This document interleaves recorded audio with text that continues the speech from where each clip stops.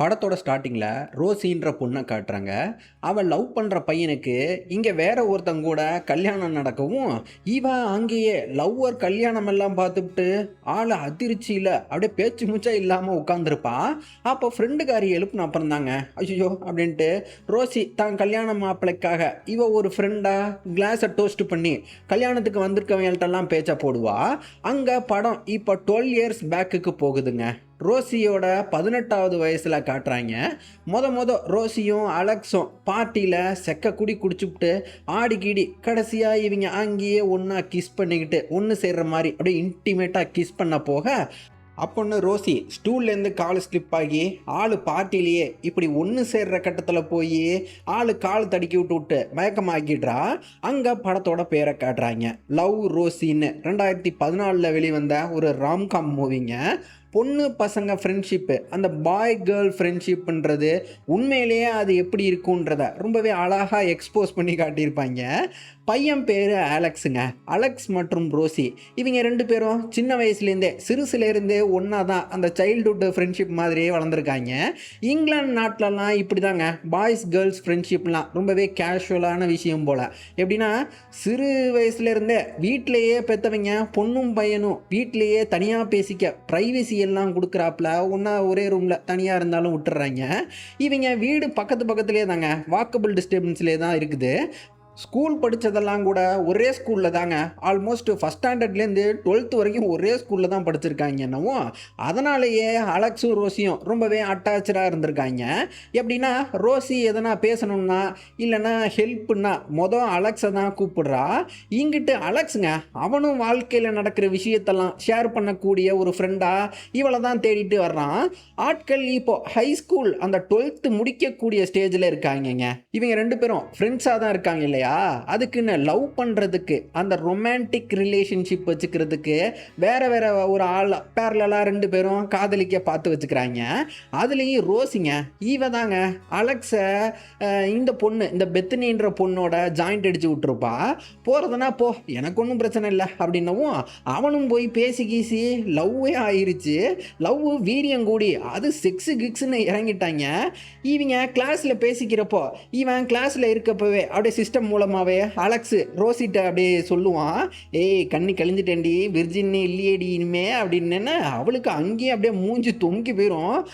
ஐயோ நான் கோத்து விட்ட பொண்ணை மட்டும் இருக்கக்கூடாது அப்படின்னு ஐயோ வேண்டிப்பா பெத்தினி மட்டும் இருக்கக்கூடாதுன்னு பார்த்தா பெத்தினின்னு சொல்லவும் அவன் அங்கேயே கிளாஸ் முன்னையே எல்லாத்துக்கும் கேட்குறாப்புல கெட்ட வார்த்தையில் கத்தி விடுவா.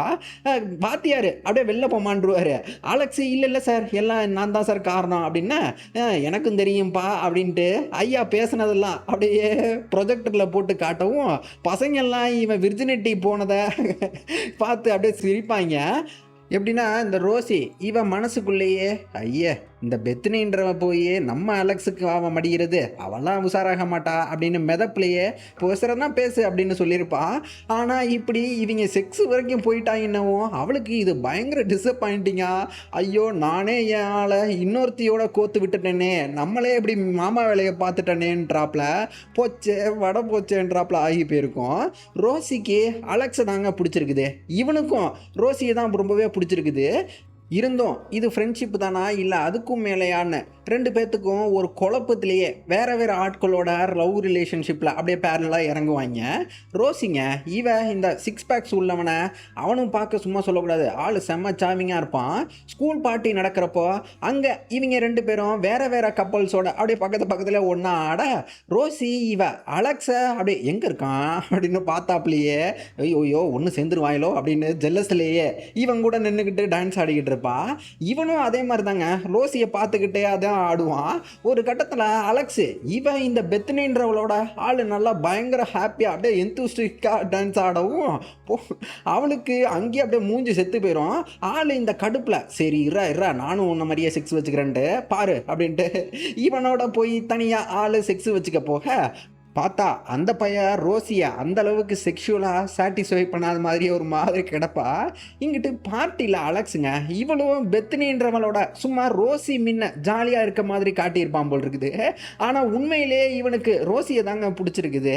அந்த பக்கத்து இவங்க செக்ஸ் வச்சுக்கிட்டு சரி எங்கே அந்த காண்டமை காணோன்னு கடைசியாக தான் தேடுவாங்க. பார்த்தா அது அந்த பெண்ணுறுப்புலையே ஸ்ட்ரக் ஆகி உள்ளுக்குள்ளேயே மாட்டியிருக்கவும் அந்த பையங்க அவன் கிறுக்கம்போல் இருக்கு. எப்படின்னா சரி மேட்ரு பண்ணுமே காண்டமை எடுத்து விட்டு ஹெல்ப் பண்ணுவோன்னெலாம் இல்லாமல் அவளை பார்த்து அப்படியே சிரிச்சுக்கிட்டே ஓடிடுவான். டக்குன்னு அவசர அவசரமாக ட்ரெஸ்ஸுக்கு எல்லாம் மாட்டிக்கிட்டு அலெக்ஸுக்கு ஃபோனை போட்டுக்கிட்டே டேய் வாடா வாடா அப்படின்னு கூப்பிட்டுக்கிட்டே கத்துவா. அதே சமயம் கூட லிஃப்ட்டில் இன்னொருத்தருங்க அவரு அப்படியே ஒரு மாதிரியே வந்துகிட்டு இருப்பாரு. சொல்ல கூச்சப்பட்டுக்கிட்டே நிற்க அலெக்ஸு பாட்டில அந்த சத்தத்தில் என்ன சொல்கிறதா இருந்தாலும் கேட்கலடி சத்தமாக சொல்கிறடி அப்படின்னா அடே காண்டம் மாட்டிக்க என்னால எடுக்க முடியலன்னு கத்தி சொல்லவும் பக்கத்தில் நின்னவருக்கு அப்படியே தூக்கி வாரி போட்டுருது. அலெக்ஸும் அப்படியே பார்த்துட்டு ஹாஸ்பிட்டலுக்கு கூட்டு போயிட்டான். பார்த்தா இவளை ஹாஸ்பிட்டலில் ஒரு ஆம்பளை டாக்டர் தாங்க அவரோட உதவி மூலமாக தான் தாண்டமை உள்ள மாட்டின காண்டமை ஆப்ரேட் பண்ணி வெளில எடுத்துட்டு வர்றப்பவே அலெக்ஸ்கிட்ட சொல்லுவா சை என் வாழ்க்கையிலே இந்த நாள் தாண்டா எம்பாரசிங்கான நாள் அப்படின்னு சிரிச்சுக்கிட்டு பேச்சை போட்டுப்பாங்க. இவன் ரோசிட்ட அடியே நம்ம 12th முடிச்சுட்டு காலேஜுக்கு போக போகிறோம், நம்ம ஏன் அமெரிக்காவில் இந்த பாஸ்டனில் போய் படிக்கலாமா, நான் ஹார்வர்ட் காலேஜில் போய் பார்க்குறேன், நீ உனக்கு இந்த ஹோட்டல் மேனேஜ்மெண்ட் தானே உனக்கு பிடிக்கும்னு சொல்கிற, சரி நீ பாஸ்டன்ற காலேஜில் அங்கே உனக்கு அந்த தான் ஹோட்டல் மேனேஜ்மெண்ட் ஃபேமஸ்ஸு, நீ பாஸ்டன்ற காலேஜில் ட்ரை பண்ணு, நான் ஹார்வர்டில் ட்ரை பண்ணுறேன், நம்ம ஒன்றா ஒரு ஊரில் அந்த பாஸ்டன்லேயே போய் தங்கி மேல் படிப்பு அங்கே படிக்கலாம் அப்படின்னு கூப்பிடுவான். ஆனால் ரோசியோட வீட்டில் அம்மாக்காரி அடியே அமெரிக்காலாம் ரொம்ப தூரம் வேணாண்டி அப்படின்னு சொல்லுவாங்க. சரி நீ எதாக இருந்தாலும் அப்பாவை கேட்டுக்க அப்படின்னு அவங்கள காட்டி விட அப்பாட்ட கன்வின்ஸ் பண்ணி பெர்மிஷன் கேட்கவும் அப்பாங்க அவர் இங்கிலாண்டில் அந்த ஹோட்டலில் வேலை அந்த வெளில வர கார்களுக்கெல்லாம் ஆள் இந்த கதவு திறந்து விடுவாங்க இல்லையா வெல்கம் பண்ணுறதுக்கு, வெல்கம் சார் அப்படின்னு விஐபிக்கெல்லாம் கதவு திறந்து விடுவாங்கல்ல, ஆள் அந்த வேலையை பார்த்துக்கிட்டு இருப்பார். அதுக்குன்னு பொண்ணு ஏம்மா நீ எப்படியாச்சும் படித்து நீ பெரிய ஆளாகி ஒரு நாள் ஒரு சொந்தமாக ஒரு ஹோட்டலை வாங்கி காட்டுமா அப்படின்னு ஆள் சரி நீ போய் மேல் படிப்புக்கு படி அப்படின்னு சம்மதிப்பாப்ல. ரோசி கடைசியாக அப்பாவோட சம்மதத்தெல்லாம் வாங்கிவிட்டு கடைசியில் இந்த பாஸ்டன் காலேஜ்லேயும் இவளுக்கு அட்மிஷன் கிடச்சிருக்குன்னு போட்டிருக்கவும் பயங்கர சந்தோஷத்துலையாங்க அலெக்ஸோட வீட்டுக்கு வந்துவிட்டு எங்கடா அலெக்ஸு அப்படின்னு கத்திக்கிட்டு இருப்பா. பார்த்தா அவன் வீட்டிலையே அந்த பெத்னின்றவளோட கத்துறாப்புல செக்ஸு வச்சுக்கவும் இவளுக்கு அவங்க போடுற சத்தத்தை கேட்டுவிட்டு அங்கேயே ஒமட்டிக்கிட்டு வாந்தியே எடுத்துகிட்டு போவா. அப்புறம் மெடிக்கல் ஷாப்பில் சும்மா ஜென்ரலாக உடம்பு சரியில்லை அப்படின்னு சும்மா கால்பால் மாத்திரை கேட்கவும் ஆனால் செக் பண்ணி பார்த்ததில் ப்ரெக்னென்ட்னுட்டாங்க. ஐயோ இப்போ மறுநாளுங்க அலெக்ஸோட பேசுகிறப்ப அவனுக்கு ஹார்வர்டில் அட்மிஷன் சீட்டு கிடச்சிருக்குது போடு என் வாழ்க்கையே மாறப்போகுது. அலெக்ஸ் நல்லா சந்தோஷமாக பேசவும் இப்படி ப்ரெக்னெண்ட்டாக ஆகிருக்கா அதுக்கு அந்த பையன் தான் அப்பங்காரன் அப்படின்ற விஷயத்தெல்லாம் சொல்லாமல் சரி எதுக்குடா அவன் சந்தோஷத்தை கெடுக்கணும் அப்படின்றாப்புல கப்பு சுப்புன்னு அவனை ஃப்ளைட்டெல்லாம் ஏற்றி விட்டு அனுப்பி வச்சு போடுவா. பிரிஞ்சு போகிறதே 2 பேர்த்துக்கும் ரொம்பவே மனசே இல்லாமல் தாங்க அப்படியே போவாங்க. அடுத்ததா இவங்கள்ட்ட ரோசி மொத்த கதையும் அந்த அலெக்ஸுன்ற பையலை சின்ன வயசுலேருந்து லவ் பண்ணதையும் இப்போ இவங்க பிரிஞ்சு போனதையும் சொல்லி ஆனால் இந்த குழந்தை உண்டானதுக்கு அவன் காரணம் இல்லை அப்போ அவன் இல்லைன்றதெல்லாம் சொல்ல சரி என்னடி பண்ண போகிற குழந்தைய வளர்க்குறியா இல்லை கலைச்சிட்றியா அப்படி சொல்லு எனக்கு தெரிஞ்ச டாக்டர் இருக்காங்களே ஆப்ரேட் பண்ணி எடுத்துடலாம் அப்படின்னு ரோசிங்க அவளோட குடும்பம் அந்த கிறிஸ்துவ மதத்தில் கேத்தோலிக்ஸ்னால் அவங்க குழந்தைய இப்படி கருக்கலைக்கிறதெல்லாம் பாவச் செயல்ட்டு வீட்டில் விட மாட்டாங்கன்ட்டு பேசாமல் நானே குழந்தைய வளர்க்க போகிறேன் குழந்தைய பெக்க போகிறேன்னுவா. ஊரில் இந்த மாதிரி குழந்தை இல்லாத கஷ்டப்படுறவங்க எவ்வளோ பேர் இருக்காங்க, பேசாமல் குழந்தைய அந்த மாதிரி கஷ்டப்படுறவங்கள்ட்ட பேபியை கொடுத்துவிட்டு கடைசியில் அப்புறமா போய் நான் அந்த பாஸ்டனில் அலெக்ஸோட ஒன்றா சேர்ந்து மேல் படிப்பு படிக்கிறேனே அப்படின்ட்டு என்ன ஒரு 12 மாதம் தானே ஆக போகுது நல்ல காசு வேறு வரும் அப்படின்ட்டு இப்போலேருந்து வீட்லேயே நரபாசன கர்ப்பிணியாக குழந்தைய வளர்ப்பா. வீட்டில் பெற்று வைங்க வழக்கமாக இந்த சுச்சுவேஷனில் பேரண்ட்ஸுக்கெல்லாம் வில்லன் ஆகிடுவாங்க மாதிரி நம்ம தெரியும் இல்லையா. எப்படின்னா படிக்கிற வயசில் என்னடி குழந்தை அதுவும் கல்யாணமே பண்ணாமல் முறக்கெட்டு போய் நிற்கிறியடி அசிங்கப்படுத்திடியடின்ட்டு இந்த மாதிரி பேரண்ட்ஸை தானே நம்ம பார்த்துருப்போம். இங்கிலாந்து நாட்டில் உள்ள பெற்றவங்கெல்லாம் அப்படி கொடுமைக்காரங்க இல்லை போல் இருக்குதுங்க. அவங்கெல்லாம் பொண்ணை ரொம்பவே சப்போர்ட்டிவாக சரிம்மா உன் இஷ்டத்துக்கு விட்டாப்புல உனக்கு என்ன குழந்தை பெக்கணுமா சரி அப்படின்னு வீட்லேயே அவளுக்கு சுகப்பிரசவம்லாம் பண்ணுவாங்கங்க. புள்ள பிறந்ததும் பொம்பளை புள்ள பிறக்கவும் அதுக்கு கேட்டின்னு ஒரு அழகாக ஒரு பேரை வச்சுக்கிட்டு ஏதோ புள்ள இல்லாதவங்கள்ட்ட கொடுக்க போகிறேன்னு சொன்னவ இப்போ என்னென்னா மனசு மாதிரி இவளே புள்ளைய வளர்க்கலான்னு குழந்தைய வளர்க்க ஆரம்பிச்சிருவா. ஐயோ, இதுக்கு இடைப்பட்ட நாட்களில் இவங்க அப்படியே 2 பேரும் கூத்தடிப்பாங்க. வேற பொண்ணுங்களை இந்த பையன் அலெக்ஸ்ன்ற பையன் முதல்ல 2 பொண்ணுங்களை ஒன்றா லவ் பண்ணி அதை கல்யாணமெல்லாம் பண்ணி ஒன்று செட் ஆகாமல் இங்கிட்டு பழைய ஆள் திரும்பி வந்ததும் அவங்க கூட ஜாயிண்ட் அடிச்சிருவா. அப்புறம் 2 பேருங்க பேரலாக அவங்க ரிலேஷன்ஷிப்பில் சாட்டிஸ்ஃபேக்ஷன் இல்லாமல் திரும்பவும் எங்கே நம்ம சைல்டுஹுட் காதல் அப்படின்ட்டு இவங்களை தேடி வர்றாப்புல கேவலமாக இருக்கும். ஆனால் படத்தில் இதெல்லாம் க்ளோரிஃபை பண்ணி பூசி முழுகியிருப்பாங்க. என்னென்னமோ பண்ணியிருப்பாங்கங்க. அதாவது இவங்க பசங்க பொண்ணுங்கன்ற ஃப்ரெண்ட்ஷிப்ன்றத ஒரு பிரெஞ்சிங் ப்ராசஸ் மாதிரி யூஸ் பண்ணியிருப்பாங்க. பிரெஞ்சிங்ன்றது கேள்விப்பட்டிருக்கீங்களா?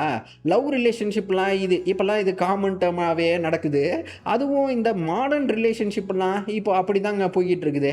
பெஞ்சிங்கன்னா லவ்வர் ரோலுக்கு நம்பர் 1 நம்பர் 2ன்ட்டு நிறைய பேர்த்த அசைன் பண்ணி வச்சுக்கிட்டு லவ்வராக ஒருத்தனை தான் சூஸ் பண்ணுவாங்க முதல்ல.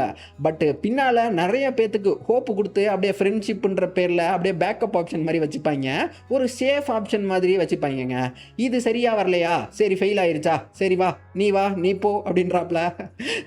மேல்பத்தி சிங் அப்படின்னு வடிவேல் காமெடி பார்த்துருப்பீங்க இல்லையா? காசு கஷ்டம்னா அப்போல்லாம் வடிவேலோட ஆட்டோவை தேடுவாங்க பார்த்துருக்கீங்களா? அந்த மாதிரி தாங்க பெஞ்சிங்ன்றது ஒரு பேக்கப் ஆப்ஷனாக சேஃப் ஆப்ஷனாக பின்னாலேயே வச்சுப்பாங்க. குறிப்பாக இதுக்கு ஜெண்டர் ரோல்லாம் ஒன்றும் கிடையாது. போத் ஜெண்டர், அதாவது பசங்க பொண்ணுங்க 2 பேரும் இப்படி தான் இருக்காங்க.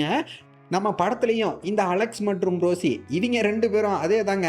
டைரெக்டாக இவங்களுக்கு 2 பேர்த்துக்கும் மேட்ச் ஆகும். மனசுக்குள்ளே தாண்டா நம்ம ஆள் அப்படின்னு சொல்லும்.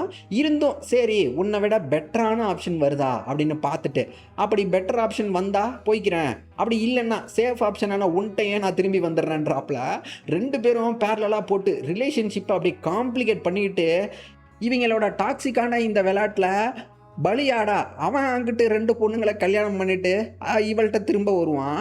இவள்கிட்ட படத்தோட ஸ்டார்டிங்கில் அந்த காண்டம் உள்ள மாட்டை விட்டு அவன் கொடுக்காம ஓடி இருப்பான்ல, அவனையே கல்யாணம் பண்ணி விட்டு அது சரியாகாமல் கல்யாணம் சொதப்பி இவன்கிட்ட திரும்பி வருவா. இந்த அலெக்ஸ் பயலுக்கு தாங்க லைஃப் ஒரு மாதிரி பெருசாக மீனிங்ஃபுல்லாக ஒன்றும் ரிலேஷன்ஷிப்பு ஃப்ரெண்ட்ஷிப்னு எதுவுமே இருக்காது. ஜஸ்ட்டு பணம் ஜாப்னு மட்டும் வச்சுருப்பான். இங்கிட்டு ரோசி அவளுக்கு நல்லா லைஃப் ஒரு மாதிரி நல்லா அமைஞ்சிருக்கோங்க. எப்படின்னா இவங்க ரோசிட்ட அப்போ மெடிக்கல் ஷாப்பில் பேசியிருப்பாங்க இல்லையா? அப்போலேருந்தே இவங்கள்ட்ட பேசியே நல்லா ஒரு ஜென்யூன் ஃப்ரெண்ட்ஷிப் மாதிரி நல்ல ஒரு ஃப்ரெண்ட்ஷிப்பாக கிடச்சிருக்கும். அவளுக்குன்னு பொண்ணும் வேற இருப்பாங்க. என்ன இடையில ரோசியோட அப்பங்காரன் மட்டும் இறந்துருப்பாப்ல. ஆனால் படத்தோட கடைசியில் ரோசி இவன் அப்பங்காரன் ஆசைப்பட்டாப்லையே இவளுக்கு இதான் ட்ரீம் இல்லையா, சொந்தமாக ஒரு ஹோட்டல் கட்டி ஹோட்டல் முதலாளியாகவே ஆயிடுவா. ஹோட்டலோட லொக்கேஷனே சும்மா பீச் ஓரமாக செக்க ஸ்பாட்டாக இருக்கும். ஆள் ஒரு சக்ஸஸ்ஃபுல் பர்சனாக ஆகி பொண்ணு கேட்டியும் நல்லா வளர்ந்துருவா. அவளும் இவங்கள மாதிரியே பாய் கேர்ள் ஃப்ரெண்ட்ஷிப் பண்ணுறா அதோடைய தான் வளர்றாங்க. ஆனால் அவங்க பெற்றவங்க மாதிரி ரொம்ப காம்ப்ளிகேட் பண்ணிக்கிட்டு எவன்ட்டையும் அடி வாங்கி மிதி வாங்கின்னு கடைசியாக எங்கே நம்ம ஃப்ரெண்டை காணோம் அப்படின்ற மாதிரி வர்ற மாதிரி இல்லாமல் முதல்லையே லவ்னு சொல்லி தெளிவாக போல்டாக இறங்கிட்டாங்க. படத்தோட டைரக்டருங்க இந்த டாக்ஸிக்கான லவ்வை போட்டு முடிஞ்ச அளவுக்கு முட்டு கொடுத்து வச்சுருப்பாப்புல. படம் பார்த்த எனக்கே சைன்ற ஃபீலிங்கு முகம் சொல்லிக்கிற மாதிரி ஆக்கி விட்டாப்புல. படத்தை பார்த்தீங்கன்னா உங்களுக்கும் அப்படி தாங்க இருக்கும். ஒருவேளை உண்மையிலேயே இந்த பாய் கேர்ள் ஃப்ரெண்ட்ஷிப் ஒரு குளறுபடியான ரிலேஷன்ஷிப் தானோ என்னமோ அப்படின்ற மாதிரி நமக்கே ஒரு கேள்வி வந்துடும். நீங்கள் என்ன நினைக்கிறீங்கன்றத சொல்லுங்கள். சரி, இப்போ படத்துக்கு வருவோம். கடைசியாக நம்ம ஆட்கள் அங்கே சுற்றி இங்கே சுற்றி நொந்து நூடுல்ஸ் ஆகி பேக் டு த சேஃப் ஆப்ஷன்றாப்ல இவங்க 2 பேரும் ஒன்று சேர்றாப்ல. நல்ல ஒரு ரொமான்டிக் எண்டிங்கோட இவங்க 2 பேரும் அவள் ஹோட்டல்லையே ஒன்று சேர்ற மாதிரி படத்தை முடிப்பாங்க.